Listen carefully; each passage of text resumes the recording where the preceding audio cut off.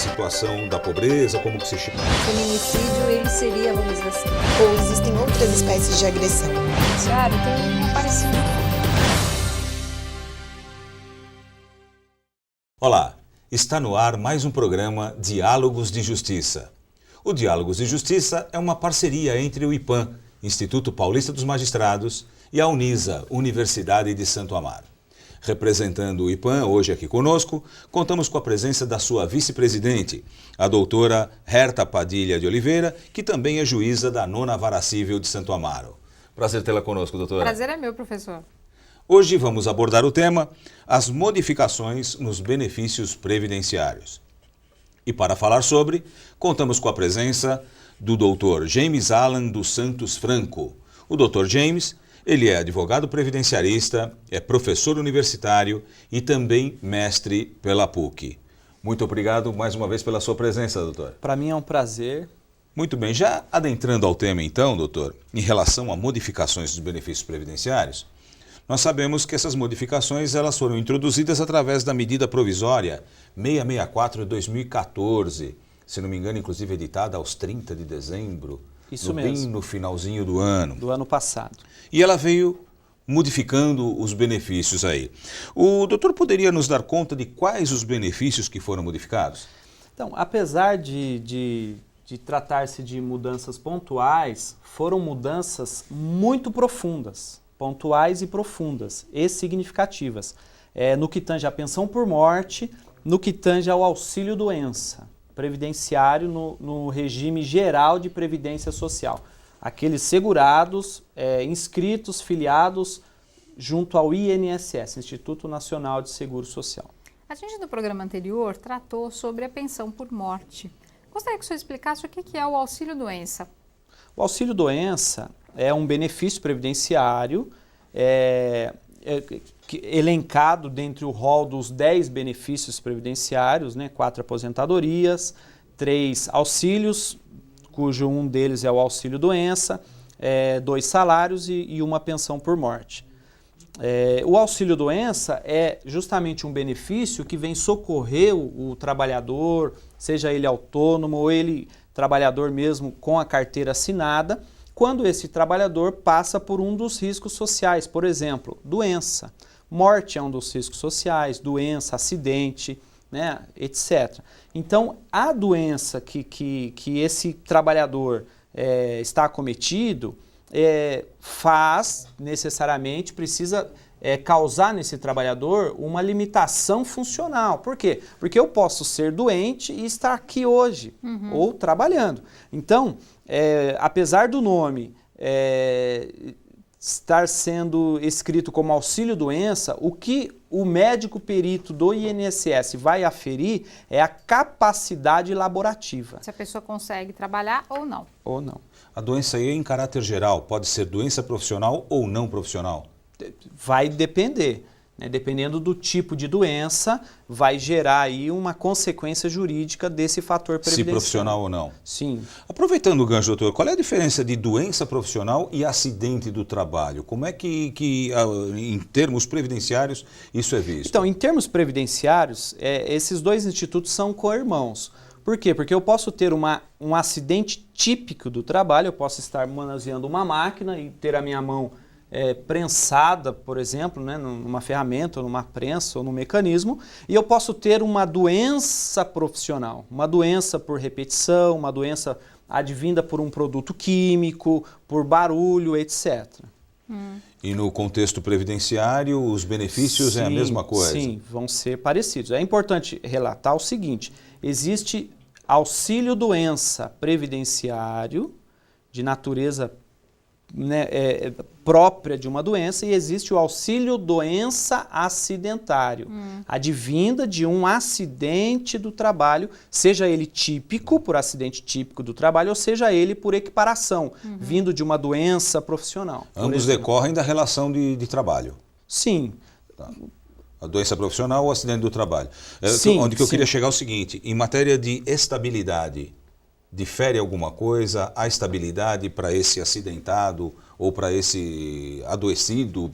Não, sim. Aqui a gente diz o seguinte, são as consequências, né, as repercussões de um auxílio-doença, as repercussões trabalhistas de um auxílio-doença. Se for de um auxílio-doença comum, as repercussões são mínimas. Né? Uma vez deferido o benefício de auxílio-doença, suspende o contrato de trabalho desse trabalhador e ele fica vinculado ali ao INSS, recebendo o seu benefício. Uma vez em que ele sofreu um acidente, suspende também o contrato de trabalho, mas tem uma consequência diferente. Por quê? Porque ele tem, por exemplo, estabilidade quando ele tiver alta previdenciária. Ele retornará à empresa ele e não terá pode ser demitido durante por 12 meses. Ele tem estabilidade. Agora, só para entender, o auxílio-doença, ele é deferido, a pessoa recebe o auxílio-doença na situação em que ele está incapacitado para o trabalho. Sim. E quais foram as principais modificações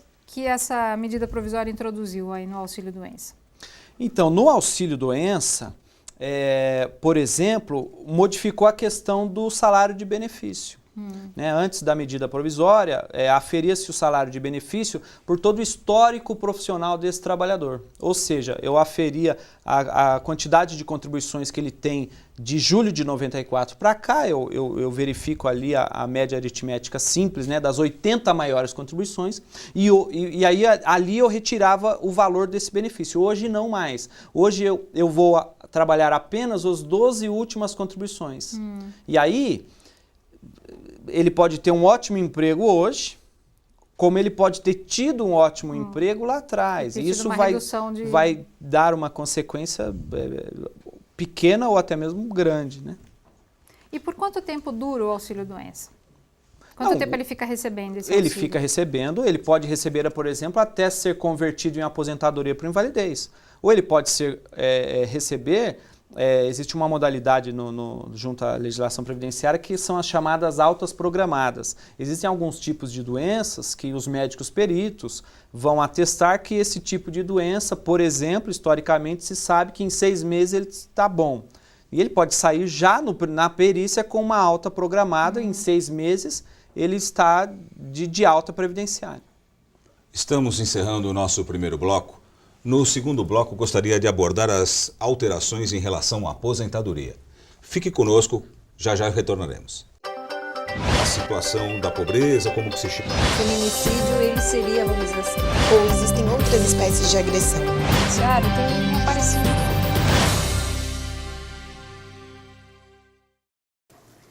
Julinha, não esquece o casaco.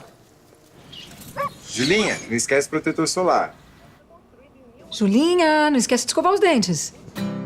Você que está sempre se lembrando de proteger sua filha, não pode se esquecer da vacinação contra o HPV para meninas de 9 a 11 anos. Ela previne o câncer do colo de útero, que afeta 15 mil mulheres todos os anos. Procure uma unidade de saúde do SUS ou fique atenta ao período de vacinação nas escolas. Vacinação contra o HPV, proteção para a menina, saúde para a mulher. Esse é Joãozinho. Ele tem 10 anos. É admirado e elogiado por já trabalhar e ajudar em casa.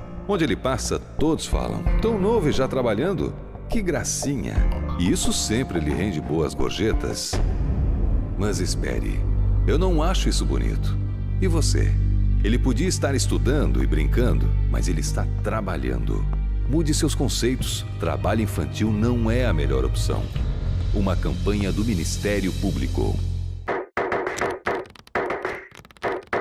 Anota aí, Desafio Universitário Empreendedor. Uma competição conectada com o seu tempo e com uma plataforma inovadora. O negócio é acumular pontos e conhecimento empreendedor com experiências reais e virtuais. Os vencedores ganham tablets, smartphones e viagens internacionais. Mas para você viver tudo isso, não esqueça. Inscreva-se agora.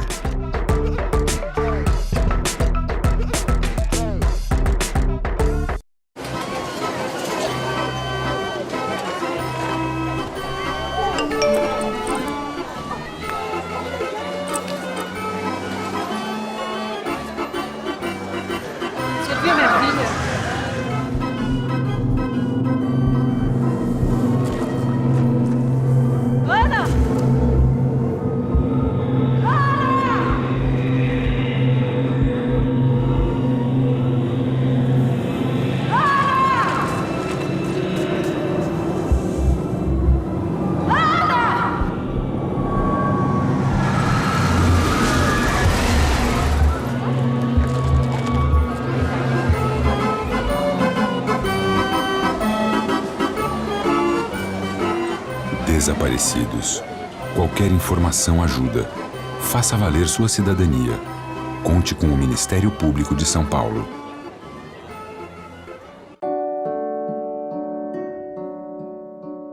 Meu nome é José Carlos Silva, tenho 18 anos. Eu adoro tocar guitarra e andar de skate com meus amigos. Minha mãe me chama de Zeca e eu confio muito nela. Ela sabe tudo sobre mim. Tudo mesmo. Ela sabe que eu quero ser um doador de órgãos. Na verdade, toda a minha família sabe disso e todos me respeitam. Disso eu tenho certeza. Eles entendem que eu quero ajudar outras pessoas, mesmo quando eu for embora. E eu sei que se for preciso na hora certa, eles vão falar por mim. E vão saber o que fazer. Os órgãos do José Carlos puderam salvar outras vidas, graças a uma conversa e uma linda decisão baseada em respeito, confiança e amor. Seja também um doador de órgãos e lembre-se de avisar a sua família sobre esse desejo. Sua família é a sua voz.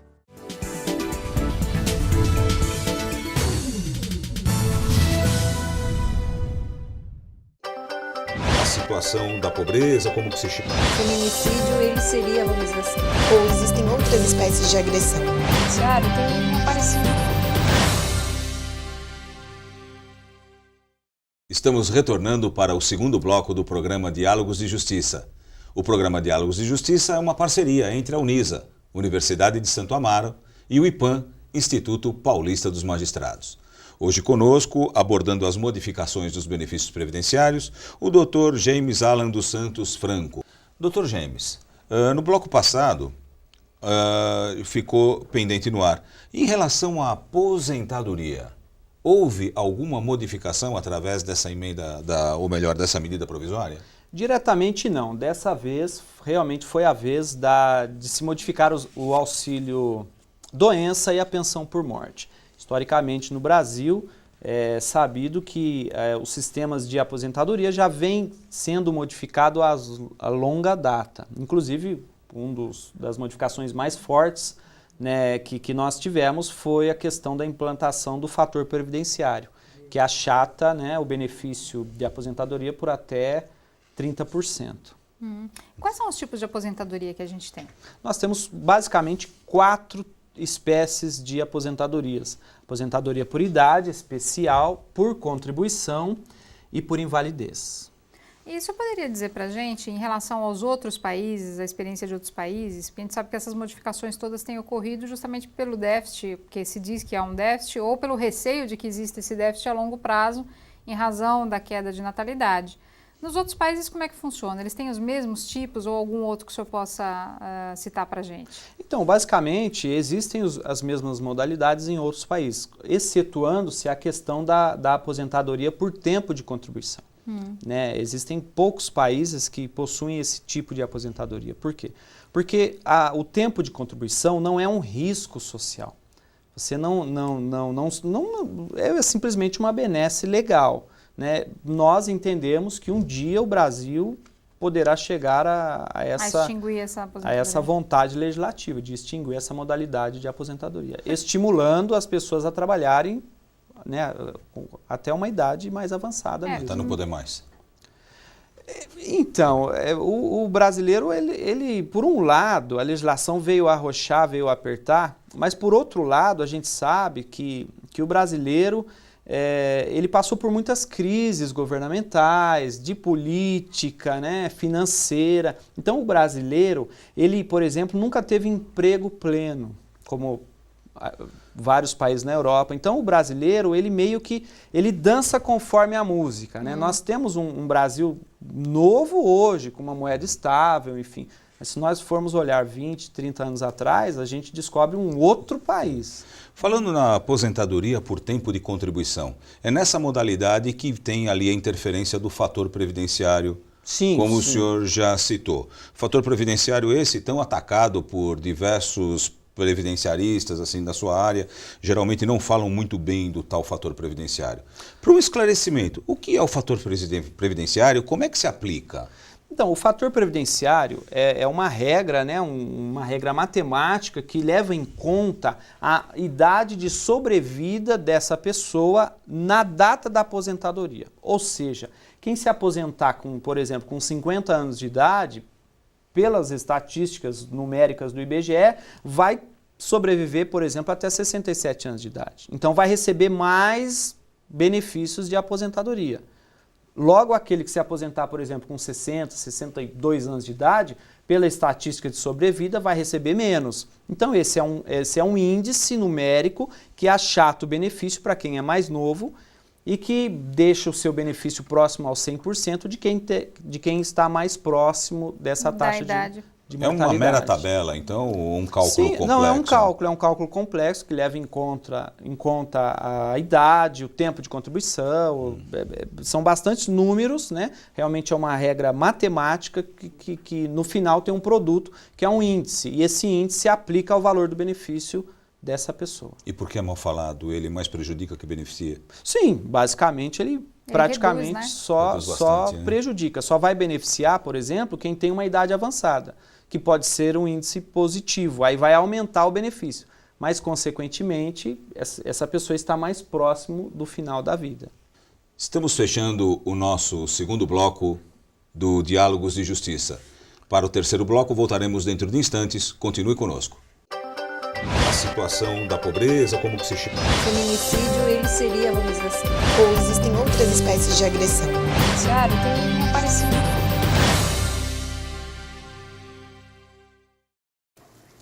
Julinha, não esquece o casaco. Julinha, não esquece o protetor solar. Julinha, não esquece de escovar os dentes. Você que está sempre se lembrando de proteger sua filha, não pode se esquecer da vacinação contra o HPV para meninas de 9 a 11 anos. Ela previne o câncer do colo de útero, que afeta 15 mil mulheres todos os anos. Procure uma unidade de saúde do SUS ou fique atenta ao período de vacinação nas escolas. Vacinação contra o HPV, proteção para a menina, saúde para a mulher. Anota aí, Desafio Universitário Empreendedor. Uma competição conectada com o seu tempo e com uma plataforma inovadora. O negócio é acumular pontos e conhecimento empreendedor com experiências reais e virtuais. Os vencedores ganham tablets, smartphones e viagens internacionais. Mas para você viver tudo isso, não esqueça. Inscreva-se agora.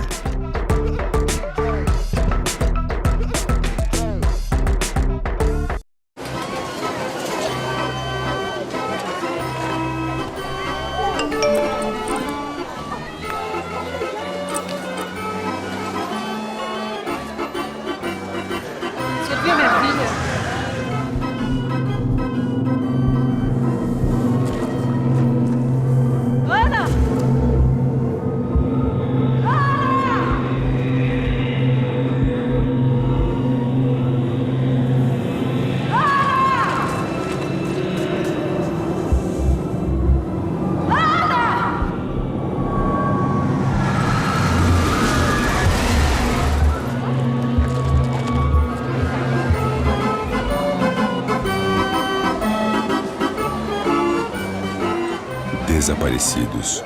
Qualquer informação ajuda. Faça valer sua cidadania. Conte com o Ministério Público de São Paulo.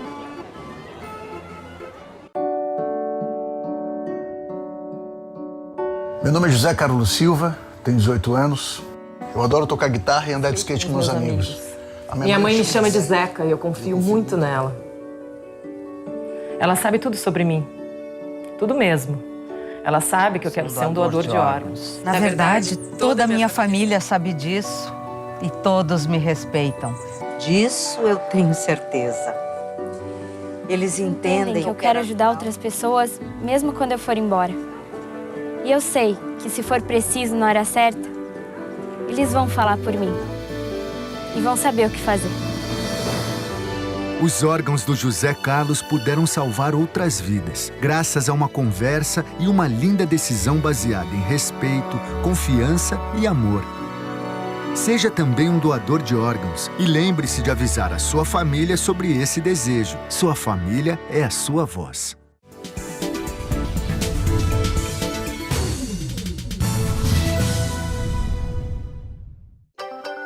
A situação da pobreza, como que se chama? Feminicídio, ele seria, vamos dizer assim, ou existem outras espécies de agressão? Claro, tem um parecido.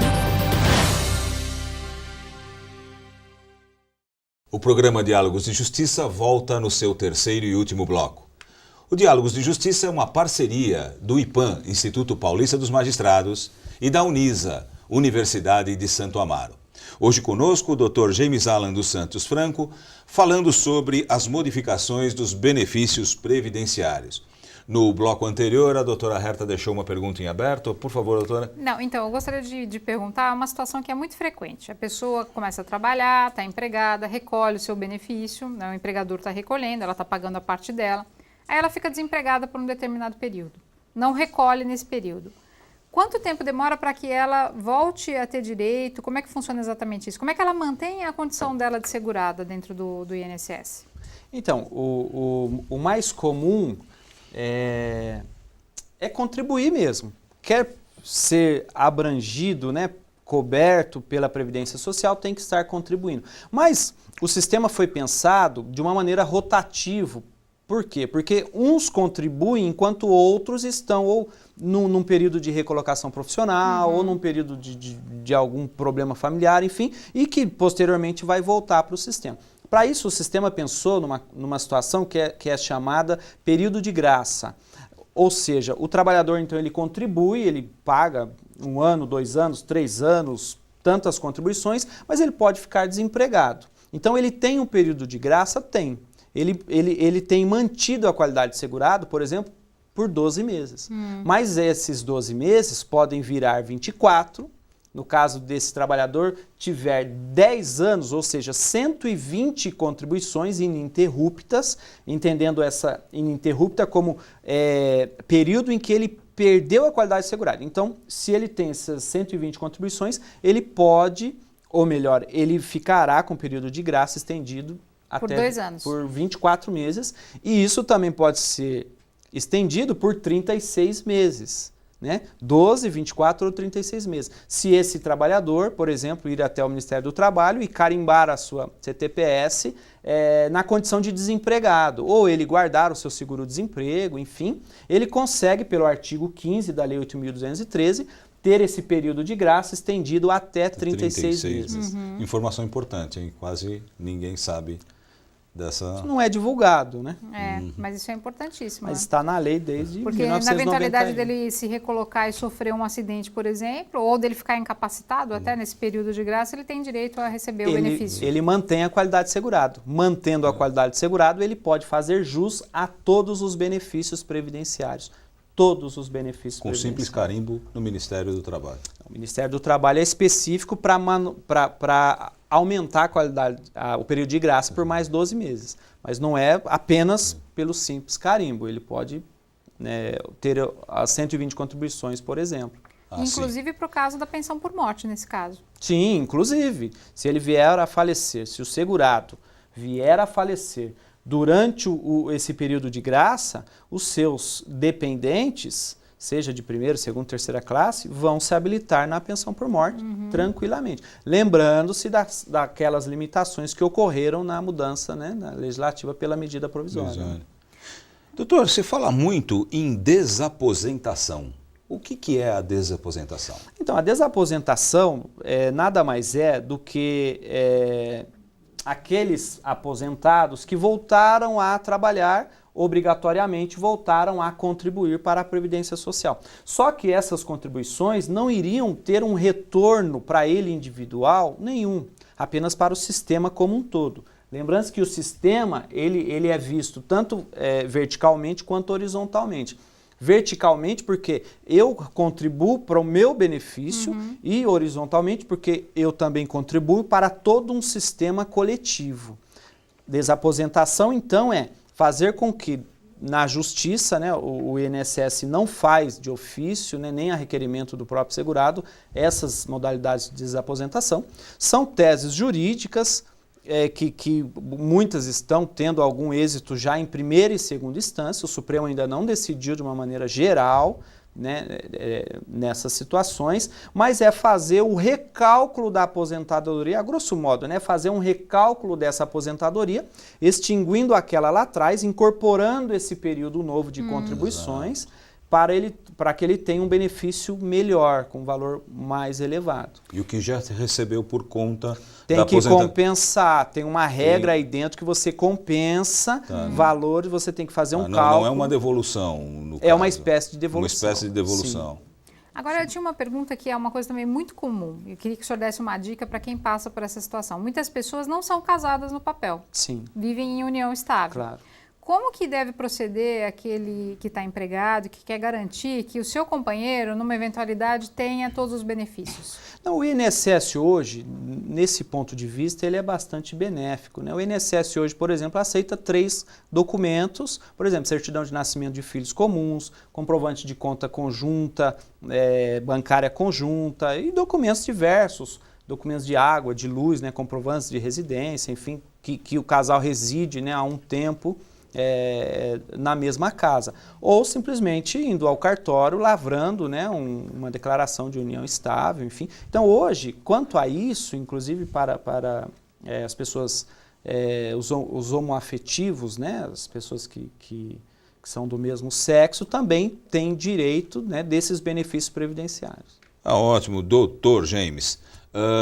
Nós agradecemos a sua presença, infelizmente o nosso tempo se esgota, estamos encerrando o nosso programa, fica aqui o nosso agradecimento e também mais um convite para um retorno próximo. Claro, eu que agradeço e para mim é uma honra poder estar cooperando aqui com a cidadania do brasileiro. Agradeço também a presença do IPAM através da sua vice-presidente, doutora agradeço, Herta. professor Flávio. Muito obrigado pela presença, é um orgulho para nós aqui da casa. E a você, telespectador, o nosso muito obrigado, o nosso abraço e até o próximo Diálogos de Justiça. Continue com a nossa programação. A situação da pobreza, como que se chama? O feminicídio, ele seria, vamos dizer assim, ou existem outras espécies de agressão? Diário tem aparecido